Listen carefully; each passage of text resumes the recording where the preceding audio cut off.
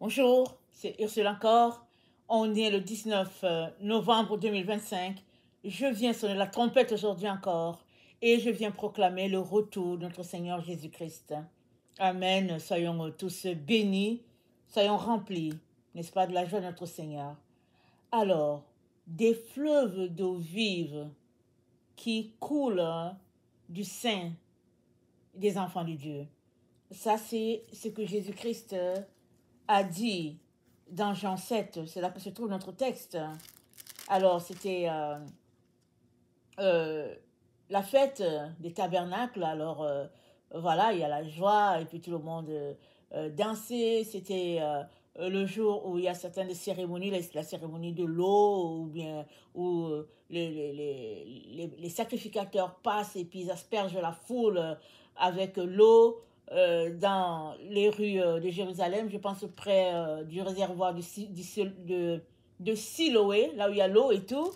Et Jésus-Christ, n'est-ce pas, ce jour-là, se tient debout alors que le prêtre est en train de faire ses cérémonies et que les gens sont contents, en train de festoyer, en train de faire les mêmes cérémonies de tout le temps.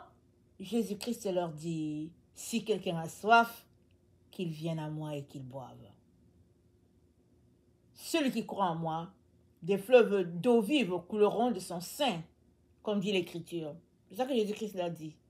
Alors, qu'est-ce qu'il est en train de dire? Il est en train carrément de tourner l'attention des gens vers ces paroles.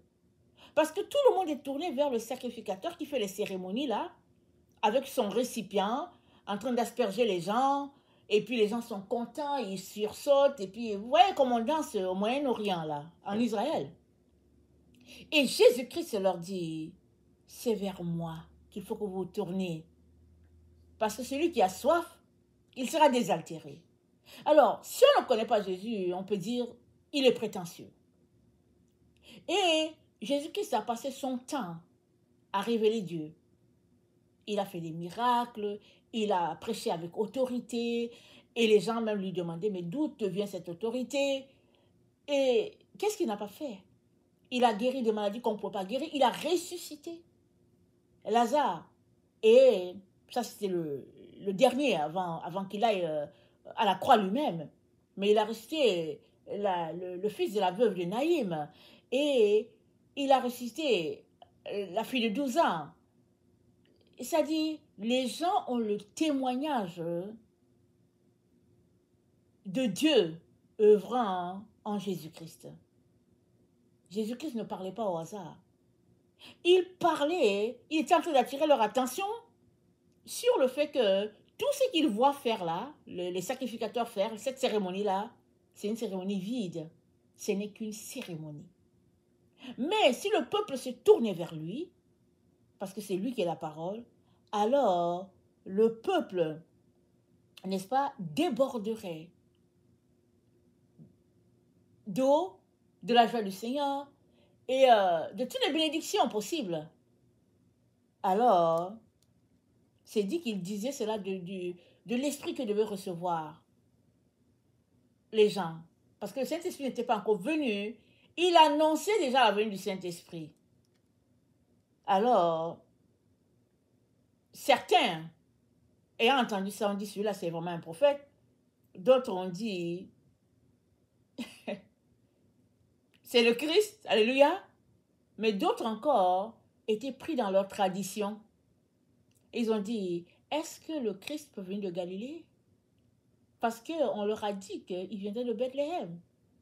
Et Jésus est né à Bethléem. Mais est-ce que les gens sont obligés de savoir, d'avoir son acte de naissance? Non, on n'est pas obligé de vérifier sur son acte de naissance. Personne ne sait ce qui s'est passé. Mais il est bien né à Bethléem et c'est dit qu'il sera appelé Nazaréen. Alors, ils sont pris dans leur tradition, dans leurs préjugés. Alors que la vérité est devant eux, ils refusent. C'est la même chose qui nous arrive. Amen. La même chose nous arrive encore aujourd'hui. Souvent, l'évidence de Dieu est là, mais on refuse. On préfère nos traditions. Ça nous fait du bien. Alors on est là, on a les mêmes amis, on est dans le même cercle, et puis on est là, on rêve et puis d'une vie, et puis on est dans nos illusions. Et pourtant, Dieu dit, ouvrez les yeux, c'est par ici, mais on ne veut pas. Alors, quand ceux-là qui faisaient leur cérémonie ont entendu ce que Jésus-Christ disait, ils ont envoyé des huissiers l'arrêter. Ils ont dit, allez nous arrêter, allez nous arrêter ce garçon. il est en train de délirer. Allez-y l'arrêter. Et alors c'est dit, ainsi au verset 45, nous sommes dans Jean 7. Au verset 45, ainsi les huissiers retournèrent vers les principaux sacrificateurs, les pharisiens, et ceux-ci leur dirent, pourquoi ne l'avez-vous pas amené? Et ils répondirent, jamais homme n'a parlé comme cet homme. Les pharisiens leur répliquèrent, est-ce que vous aussi, vous avez été séduits? Y a-t-il quelqu'un, des chefs ou bien des pharisiens qui ait cru en lui?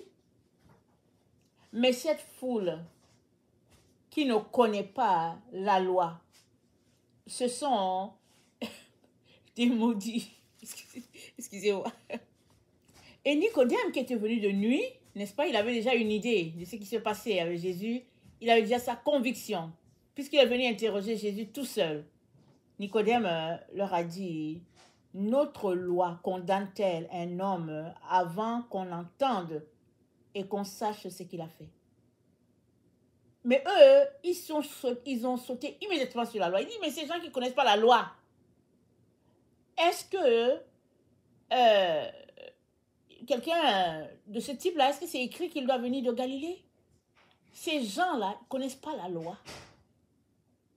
Dieu merci que le peuple ne connaissait pas la loi. Alléluia. Dieu merci. Le peuple, eux, tout ce qu'ils savaient, c'est qu'ils étaient bénis dans la présence de Jésus. Ils voyaient des miracles, ils entendaient les paroles qui les transformaient et ils avaient le témoignage de Jésus-Christ lui-même. Ils savaient que cet homme-là venait de Dieu. Parce que l'aveugle-né leur a déjà donné une leçon. Il leur a dit, il est étonnant que vous ne sachiez pas d'où ils viennent. Parce que Dieu n'entend pas les pécheurs. Et il y avait plein d'exemples comme ça qui montraient et prouvaient que Jésus venait bel et bien de Dieu.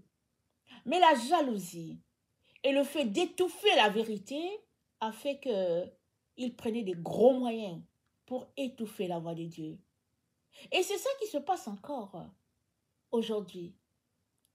En nous, amen, en nous, souvent on étouffe la voix de Dieu, on ne veut rien savoir. Dieu nous parle, mais on ne veut rien savoir. On aime se cantonner sur la loi. Vous savez pourquoi? Parce que la loi nous fait du bien. On aime marcher par la loi. On va dire, ok, bon, non, on ne pense pas que Dieu va agir comme ça. Et puis on vient s'asseoir, Seigneur, je t'aime. Et puis tout ça, on aime bien nos habitudes. On va à notre église le dimanche ou bien le samedi. On a nos histoires. C'est-à-dire que notre calendrier, ça doit continuer de tourner et de rouler. C'est ça la loi. Et on aime ça. Et ce n'est pas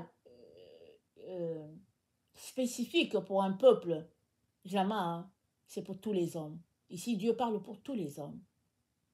Jusqu'à ce que tu décides d'aller boire au pied de la croix, tu vas tout simplement t'appuyer sur la loi pour régler ton problème de vide d'avec Dieu. Alors, ces pharisiens-là, et puis ces leaders religieux, ils étaient vides. Leur vie était vide parce que Jésus-Christ démontrait au peuple que les pharisiens étaient dans le faux. Et eux, ils n'aimaient pas ça parce qu'ils aiment la gloire. Alors, ils n'aimaient pas ça, voilà pourquoi ils voulaient étouffer la voix de Jésus. Voilà pourquoi ils ont envoyé des huissiers pour dire, allez l'arrêter le plus rapidement. Arrêtez-le et puis coffrez-le. Mais au fait, le peuple, les huissiers eux-mêmes, ils ont dit, ben voilà, on n'a rien trouvé. Il n'y a personne qui a parlé comme lui. Ils ont été touchés par le Saint-Esprit en Jésus-Christ qui agissait. Et ils ont dit, examine toi-même, le Galilée, il n'y a rien de bon qui sort. Il n'y a pas de prophète qui sort de Galilée. C'est grave, n'est-ce pas? C'est grave ce qu'ils ont dit. Que dans une région, il n'y a pas de prophète qui puisse sortir de là. Comme si Dieu a cantonné les prophètes à quelque part et que Galilée est privé de prophètes. Voilà un peu le raisonnement des humains. Et c'est la même chose que nous faisons aujourd'hui au XXIe siècle. On n'a pas changé. C'est tout simplement que quand on lit la Bible, on a l'impression que ça s'applique juste à Jésus et puis les pharisiens et puis son entourage. Mais non, non, non. On fait la même chose, exactement la même chose. On n'a pas changé. Mais Jésus-Christ nous dit aujourd'hui, il dit, si tu as soif, viens boire. Tu ne peux boire que par le Saint-Esprit. Parce que là où il y a la loi, rien ne peut sortir de là. La loi tue, la loi condamne, la loi emprisonne, la loi déprime, la loi décourage, la loi fait des personnes sans espoir. On est juste là et puis bon, on tourne sur soi-même.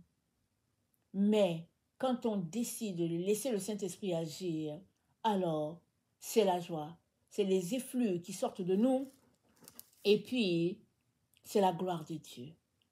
La loi rend aveugle, si bien que on ne sait même pas où on est, on ne se reconnaît même pas. Mais l'Esprit vivifie et l'Esprit transforme. Alors, ce que le Seigneur aimerait pour nous aujourd'hui, n'est-ce pas?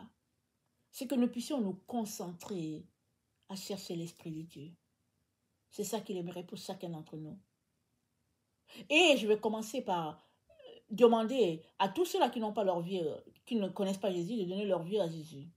Je les invite. Parce que tu ne peux pas avoir le Saint-Esprit si tu n'as pas déjà donné ta vie à Jésus. Et c'est simple de donner sa vie à Jésus. C'est d'ouvrir la bouche pour dire, Seigneur Jésus, j'aimerais que tu sois mon sauveur et mon maître. Et c'est tout. Je te demande pardon d'avoir marché sans toi. Je te demande pardon d'avoir posé un jugement sur toi. Aide-moi à te connaître. Voilà une prière. Elle est simple. Si tu pries une prière de ce genre, sache que Jésus-Christ va venir t'aider. Maintenant, tu ne peux pas vivre la vie chrétienne sans le Saint-Esprit. Le Saint-Esprit est là pour tout le monde. Mais il y en a qui préfèrent ignorer le Saint-Esprit et puis marcher selon leurs règles à eux, ou bien marcher selon leur pouvoir à eux. Parce qu'il y a des gens qui se sentent tellement puissants sur cette terre. Mais Dieu, c'est lui le puissant de Jacob. Dieu au-dessus de tout. Et il ne te blâme pas du fait que tu te crois puissant. Il ne te blâme pas de ça. Tout ce qu'il veut, c'est te sauver, afin que tu lui donnes sa place à lui, tranquille dans ton cœur. Et que tu sois sauvé. Et que tu sois transformé. Et que tu marches dans une relation de fils avec ton père ou bien de fille avec ton père. C'est ça que Dieu veut pour toi. Voilà pourquoi, aujourd'hui, n'est-ce pas, nous sommes intéressés, nous sommes invités par notre Dieu à croire en Jésus-Christ comme celui-là qui peut nous remplir de ses effluves d'eau. Et nous savons que à la première Pentecôte, le Saint-Esprit est descendu, les gens parlaient en langue, et il y a eu toutes sortes de miracles. Mais le tout, ce n'est pas de se concentrer sur le parler en langue, sur les miracles, sur les guérisons. Non. Concentrons-nous sur la personne de Jésus. Alors qu'on se met à l'aimer, à l'adorer, les dons vont venir par eux-mêmes. Ce qui est pour toi va te venir. C'est tout. Pourquoi le Seigneur te donnerait un don? Il te donne ça en fonction de ton appel. De telle sorte que tu vas voir des gens qui ont plusieurs dons. Et tu vas voir d'autres qui ont un ou deux. C'est suivant l'appel de chacun. Il n'y a pas de jalousie. Il n'y a pas de méchanceté. Il n'y a que, n'est-ce pas, des personnes qui comprennent que, tiens, voilà ma fonction. Voilà le rôle que je suis appelé à jouer. Voilà ce que Dieu me demande de jouer comme rôle sur cette terre. Et c'est tout. Et c'est tout. et prends ta position avec joie et rends grâce à Dieu. Il y a des personnes à qui le Seigneur va juste te dire, reste à la maison, va balayer, et puis va préparer, c'est tout. Et tu peux dire, mais non, moi, non, non, non, Seigneur, ça n'a pas d'allure. Mais jusqu'à ce que tu obéisses, tu ne sauras pas si c'est le Seigneur qui t'a parlé ou pas. Et quand tu vas obéir, pardon, le Seigneur va te dire pourquoi il t'a dit de rester à la maison. Si tout le monde travaille au bureau, mais c'est qui va rester à la maison pour prier? Si tout le monde travaille au gouvernement, mais c'est qui va créer des entreprises privées? Et puis si tout le monde enseigne, ben, c'est qui va travailler, exemple, euh, euh, par exemple à l'hôpital. C'est-à-dire chacun est appelé à jouer un rôle bien précis. Et les effusions d'eau vive, n'est-ce pas, seront déversées sur tous ceux-là qui vont obéir, qui seront à leur poste. Alors que tu es à ton poste, Dieu vient, il te bénit. Il te remplit de ces jets d'eau pour que tu puisses encore produire, exceller pour sa gloire, pas pour toi, pour sa gloire. Parce que Dieu aimerait que les gens le connaissent. C'est ça, c'est tout. Et s'il t'a dit, toi, d'aller balayer, je sais pas, devant une rue ou bien à une école, vas-y, reste là-bas puis balaye, c'est tout. Les gens vont faire des jokes sur toi, ils vont se moquer de toi, mais c'est pas ton problème. Remplis ton rôle et Dieu remplira le sien. C'est-à-dire, il te remplira de ces eaux vives pour la gloire de son royaume. Amen. Que le Seigneur bénisse sa parole et que sa joie soit notre force. Amen et alléluia. Amen et amen.